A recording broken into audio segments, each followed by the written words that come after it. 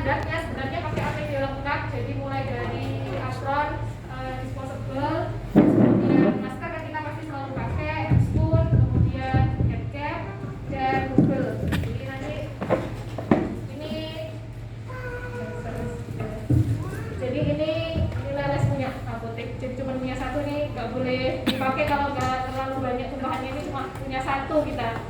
Ini ada apronnya sekali pakai, kemudian ada masker, ada headcap. Kalau tumpahannya banyak, beresiko terkena tubuh, bisa dipakai lengkap. Kemudian pakai sepatu, jadi jangan pakai sandal jepit, jadi pakai sepatu yang tertutup kalau membersihkan. Kemudian pakai handscoon, misalnya pakai kacamata, kemudian pakai handscoonnya.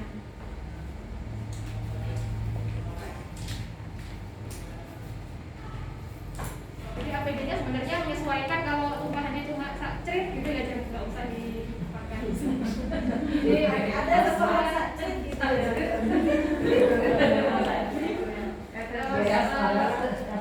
Pertama-tama kita serap. Jadi kalau di ininya di petunjuk pedoman yang terbaru bisa menggunakan tisu atau koran bekas atau kain perca. Tapi yang paling bersih sebenarnya menurut saya tisu. Jadi kan tisu nanti menyerap. Jadi misalnya kita ambil ini sampai dia tisunya menyerap, misalnya 2 tisu sudah bisa menyerap, kemudian dikumpulkan di tengah. Jadi diserap semua, kemudian kumpulkannya di tengah. Sebelumnya sebenarnya disiapkan dulu kantongnya untuk menaruh sampah medisnya nanti. Kantongnya harus kuning, jadi nanti kita setelah dari sini ini dikeringkan, kalau sudah bersih diputar ke arah tengah sampai kering, sampai bersih, kemudian di sini. Jika masih ada rembesan, bisa kita gunakan tisu lagi sampai bersih. Kemudian kalau sudah, kita tuangkan pertama itu klorin, deterjen dulu. Seluas apa adalah seluas permukaannya. Misalnya tadi tumpahannya segini, maka tuang deterjennya adalah sebanyak ini. Jadi dituang segini.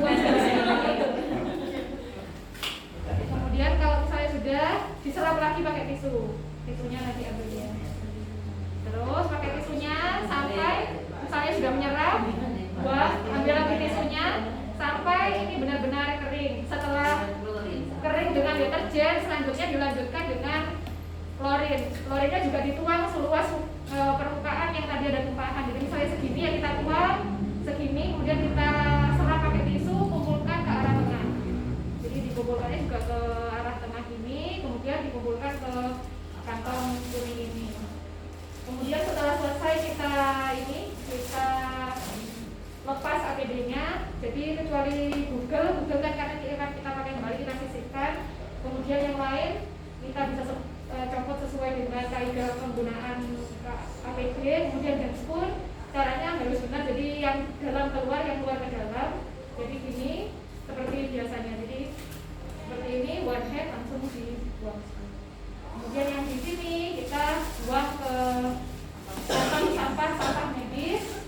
Kemudian ini kita tutup kembali. Kemudian bisa menghubungi petugas PIP sampai bisa menghubungi saya, petugas PPI. Jadi mungkin ada APD yang kurang yang harus direview lagi. Nanti biar saya siapkan kembali agar spill kit selalu siap dipakai. Nah, kemudian setelah itu ini tadi kan sudah bersih, jadi anggapannya kan karena sudah 2 kali pembersihan dengan deterjen, kemudian dengan klorin, ini adalah lantai yang bersih. Jadi nanti ini selanjutnya bisa dipel, bisa nanti petugas kebersihan yang ngepel atau petugas di layanan dengan alat kebersihan masing-masing. Yang jelas alat ngepelnya bisa dengan ini zigzag, jadi ke belakang ini sesuai dengan ininya besar tumpahannya. Kemudian ngepelnya bisa dengan air biasa atau boleh dengan karbon. Jadi biasanya kalau ngepel di sini dengan karbon tidak apa-apa. Jadi dan tidak harus 2 bak, jadi 1 bak itu boleh. Jadi nggak usah pembilasan karena tadi sudah dibilas 2 kali. Nah kemudian saat tadi penggunaan klorin itu sebenarnya di pedoman tidak ada waktunya harus ditunggu berapa, tapi di workshop yang kemarin saya ikuti itu harus 3 menit.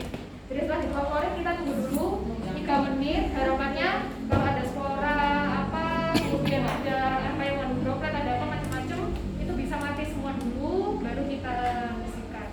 Jadi yang deterjen itu kita bisa langsung biasa keringkan, ya klorin ini. Ya begitu dari saya teman-teman.